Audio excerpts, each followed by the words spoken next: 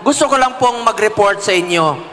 Bilang inyong senador, I authored 16 laws, principally sponsored 82 laws, and I co-authored and co-sponsored 185 laws. At wala po akong absent sa Senado. Tuloy-tuloy po yan.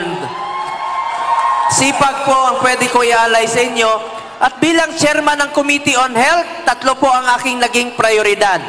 Malasakit Center, Super Health Center at Regional Specialty Center. Dito sa Laguna, meron po kayong 2 malasakit center dito sa San Pedro at sa Santa Cruz sa inyong ospital.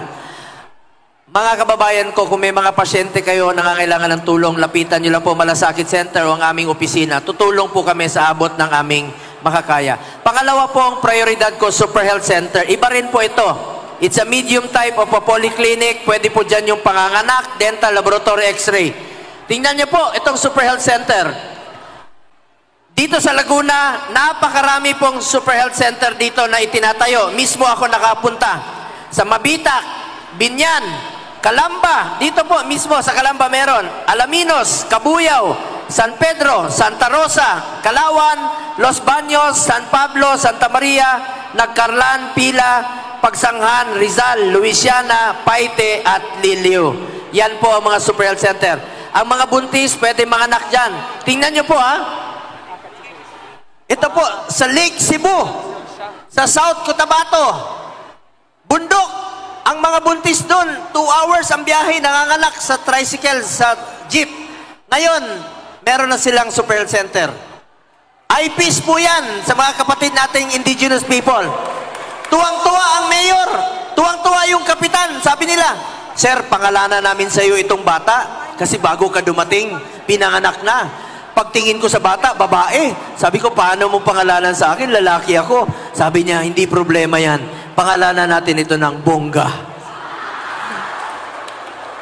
Ibig kong sabihin, nangyayari sa totoong buhay yung ginagawa ko. Kahit sang sulok ng Pilipinas, halos napuntahan ko na. Mula Apari hanggang Hulo. Lindol, sunog, putok ng bulkan, tulong sa mga mahirap, pinupuntahan ko yan. Dahil gusto kong ilapit ang serbisyo ng gobyerno sa ating mga kababayang Pilipino po. Tulungan natin yung mga mahirap nating kababayan. Pangatlo po, Regional Specialty Center. Ako po ang principal sponsor ng batas na yan. Priority naman po yan ngayon, no? Na pagtatayo ng mga heart center, kidney center, neonatal, at iba pang mga specialty center. Chairman din po ako ng Committee on Sports. Ayaw kong masayang ang inumpisahan ni former President Duterte na labanan ang kriminalidad at ang illegal na droga.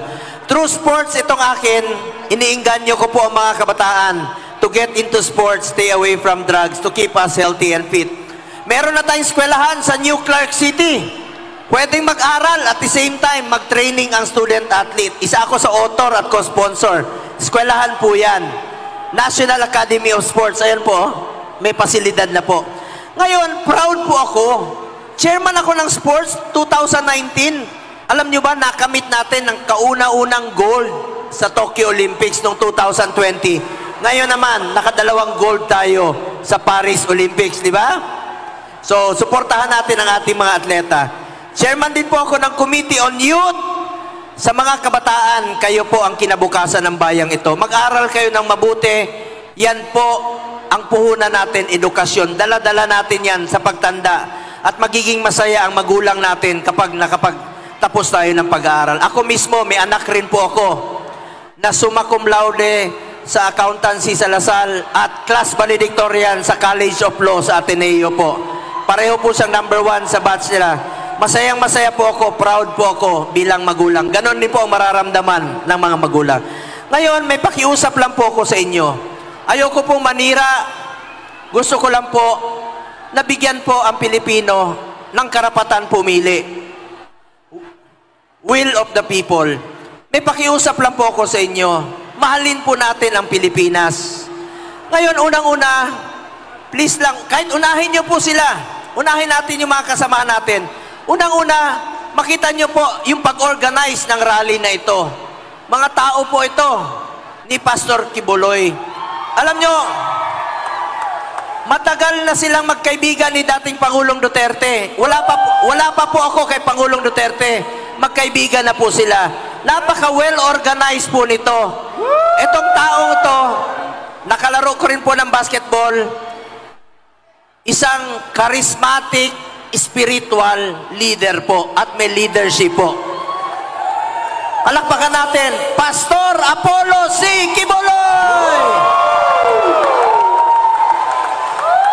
Pangalawa po, tulungan niyo po ang mga kasamahan ko. And of course, by number na lang, no? Si Attorney Jimmy Bondoc, matalino, isa sa mga naghikayat kay Pangulong Duterte na tumakbo bilang Pangulo. Magaling po ito. Asset po ito sa Senado, Attorney Jimmy Bondoc. Palakpakan po natin. And of course, ang aking partner sa Senado, 25 years magkasama na kami. Kung gusto nyo po ng maayos na serbisyo para sa mga kasamahan natin na Pilipino, hindi magiging successful na labanan ang kriminalidad kung hindi sa taong ito. Napakagaling po. And I assure you, itagaan nyo sa bato, Senator Bato de la Rosa. Palapakan po natin. At pangatlo, ang, ayun, siyempre, ang inyong Mr. Malasakit. Alam ko namang hindi nyo malilimutan yan.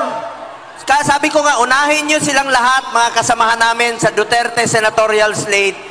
Pero alam ko namang hindi nyo malilimutan ang pangalan ko. Mamaya akong sasabihin kung bakit. Susunod, suportahan natin another Ilonggo Pride of Visayas, Attorney JB Hinlo. Palapakan po natin. Pang-apat po, ito, Ilocano, matalino, dating miyembro ng gabinete ni Pangulong Duterte, Attorney Raul Lambino. Palapakan po natin. And next, kaklase ko po sa Commission on Appointments, napakagaling, isa sa aking hinahangaan na kongresista, Congressman Rodante Marcoleta. Long overdue na po yan sa Senado. Noon pa dapat, senador na yan. Susunod, and of course, nabanggit ko na kanina si Pastor Quiboloy.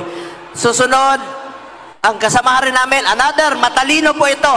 Magiging asset rin po ito. Attorney Vic Rodriguez. Palakpakan po natin. And last but not the least, nawala. Sabi ko, kumanta siya, nawala. Andiyan na.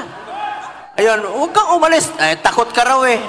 Sabi ko, kumanta ka, kantahan mo lang sila. Huwag kang matakot na... Si Mr. Efectivo. Mamaya, pagkatapos ko magsalita, tatawagin ko siya. Mr. Efectivo, Philip Salvador po. Woo! Yeah!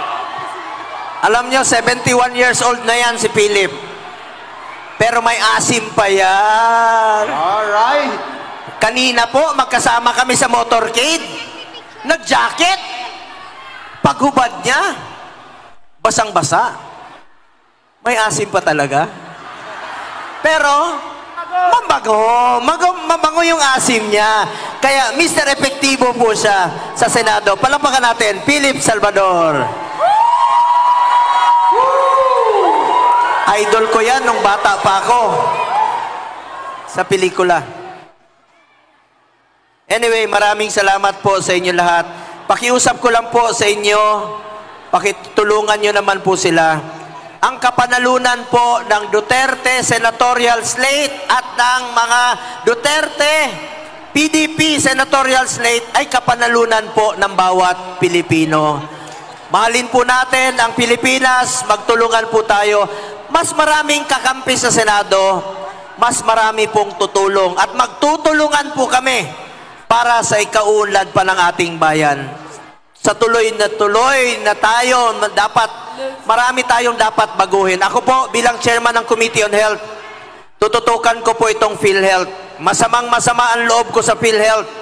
Ang PhilHealth po, para sa health yan. Hindi negosyo ang PhilHealth. Yes.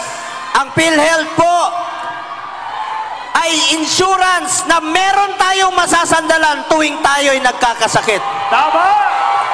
Kaya nakatutok po ang Committee on Health dyan, pati sa health emergency allowances ng ating mga health workers dahil services rendered na po yan.